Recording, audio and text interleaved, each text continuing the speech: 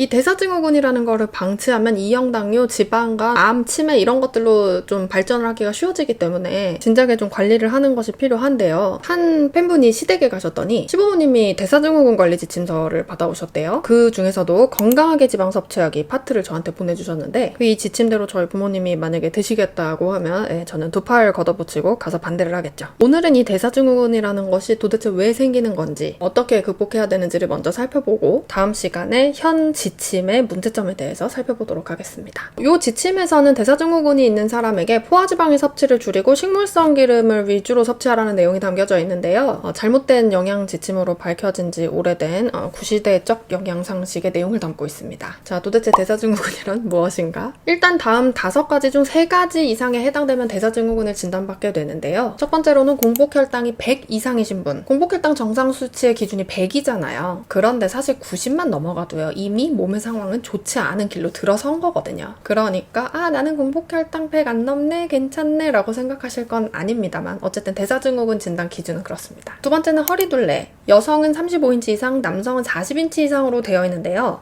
아무래도 이 지침이 미국에서 온 거라서 그렇습니다. 서양인들보다 체구가 좀 작은 동양인들의 경우에는 이 기준을 조금 달리 해야 될 것 같은데 실제로 동양인들에게는 이것보다는 좀 더 타이트한 기준이 적용돼야 된다는 자료가 있습니다. 그 다음은 HDL 콜레스테롤 수치인데요. 너무 낮으면 문제가 되는 콜레스테롤입니다. 이게 남성은 40 이하, 여성은 50 이하인 경우에 대사증후군 지표의 하나로 볼 수 있습니다. 그 다음은 중성지방인데요. 150 이상이 넘어가면 대사증후군의 지표로 볼 수 있는데 이것도 공복혈당이랑 비슷하게 150 이하면 정상이라고 얘기하고 있지만 이게 최적의 수치를 의미하는 것은 아닙니다. 사실 최적의 수치는 100 이하, 정말 좋은 수치는 80 이하를 유지하시는 것이 좋습니다. 그러니까 내가 이미 100을 넘어섰다? 그럼 150을 넘지 않았으니까 다행이라고 생각하기보다는 내가 지금 관리가 필요한 상황이구나 라고 생각하시는 게 좋겠죠. 마지막으로 혈압입니다. 130에 85를 넘어가면 대사증후군의 지표의 하나로 볼 수 있습니다. 지금까지 알려드린 이 5가지 중에 3개에 해당되시면 내가 대사증후군이 있나 보다 라고 생각하셔도 무방한 거고요.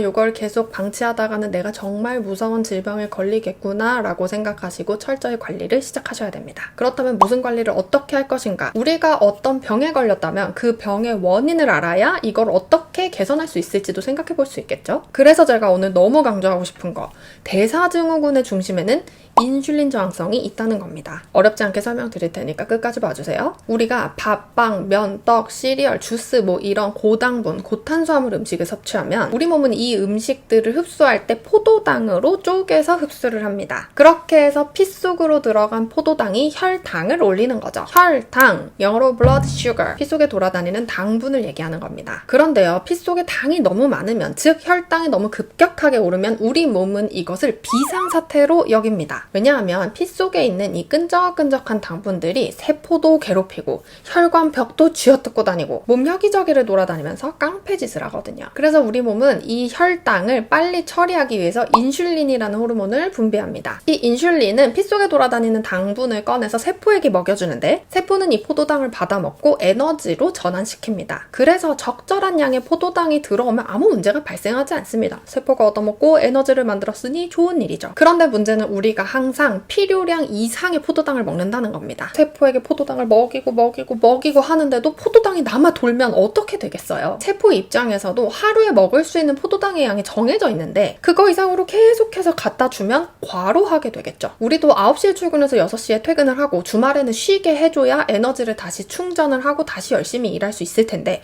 야근시키고 주말에도 일시키고 그러면 어떻게 되죠? 그런 상황들이 계속 넘쳐나고 과해지면 파업에 돌입할 수도 있잖아요. 더 이상 못 해먹겠다, 이렇게는 못 살아 하면서요. 세포에게서도 같은 일이 벌어집니다. 끊임없이 계속 포도당이 들어오면 세포도 파업을 선언하게 됩니다. 그렇게 인슐린에 저항을 하게 되면서 생기는 게 바로 인슐린 저항성입니다. 인슐린 저항성이 일어나게 되면 피 속에 당분이 계속 높아져 있어도 그걸 효과적으로 제어를 못하게 됩니다. 그러면서 몸 여기저기에 문제가 발생하기 시작하는 거죠. 그런 것들이 끊임없이 누적되면 이형 당뇨가 되고 지방간이 되고 우리가 무서워하는 뇌졸중, 치매, 암 같은 무서운 질병으로 계속 발전하게 되는 겁니다. 그리고 내 몸이 앞으로 그렇게 될지 안 될지를 확인할 수 있는 지표가 바로 대사증후군인 거죠. 자, 그럼 도대체 이 인슐린 저항성의 원인은 또 무엇인가? 아까 말씀드렸죠? 혈당을 계속 고공행진시키는 음식들이 계속 인슐린의 분비를 촉진한다고요. 그러니까 인슐린 저항성의 원인은 바로 과도한 당분, 과도한 탄수화물입니다. 대사증후군에서 벗어나고 싶다면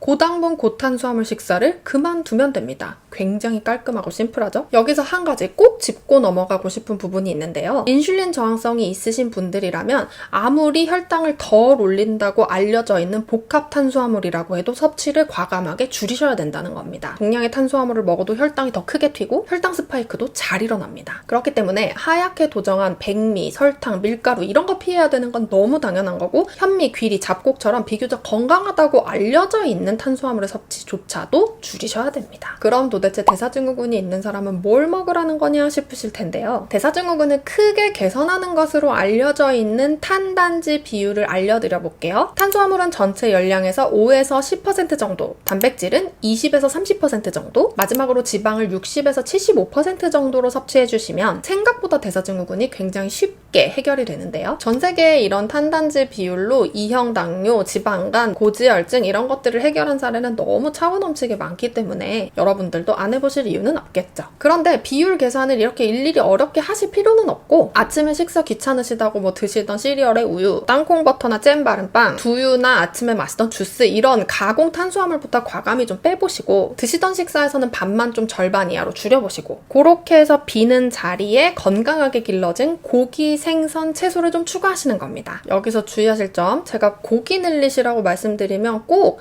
양념고기 드시는 분들 계세요. 제육볶음, 소불고기 이런 것들은 설탕 덩어리입니다. 그런 걸로 고기 채우시면 안 돼요. 그리고 이런 식사에 좀 익숙해지시면 아침 식사에는 달걀 후라이나 아보카도 같은 탄수화물의 함량은 낮고 포만감을 길게 유지시켜주는 식사를 하시고 한 끼 식사에 소고기, 돼지고기, 양고기 같은 질 좋은 육류를 150에서 200g 정도 한번 섭취를 해보십시오. 여기에 전분이 낮은 채소를 살짝 올리브유 같은 데 볶아서 곁들이는 것도 좋은 방법이고요. 고기 대신에 고등어, 야생 연어처럼 질 좋은 지방이 좀 풍부한 생선을 같이 드시는 것도 좋은 방법입니다. 이런 식으로 드시면 여러분들이 굳이 일일이 비율 계산 같은 거 안 하셔도 얼추 좋은 비율로 식사를 하실 수 있습니다. 동물성 식품과 포화지방을 줄여야 대사증후군이 개선된다는 기존의 지침과는 정반대의 이야기죠. 하지만 이것이 지금 전 세계에서 과학적으로 밝혀져 있는 팩트 중의 팩트입니다. 자, 오늘의 내용을 간략하게 정리해 보겠습니다. 대사증후군의 중심에는 인슐린 저항성이 있습니다. 인슐린 저항성은 인슐린이 아무리 많이 분비되어도 피 속에 돌아다니는 당분의 처리가 제대로 되지 못하는 상태를 말합니다. 인슐린 저항성은 인슐린을 많이 분비시키는 고당분, 고탄수화물 식사로 인해서 발생합니다. 인슐린 저항성을 방치하면 대사증후군은 물론 이형 당뇨, 지방간, 뇌졸중, 심장질환, 암, 치매 같은 무서운 질병으로 이어질 수 있습니다. 따라서 탄수화물 중심의 식습관에서 건강한 동물성 단백질 지방으로 전환하시면 생각보다 대사증후군은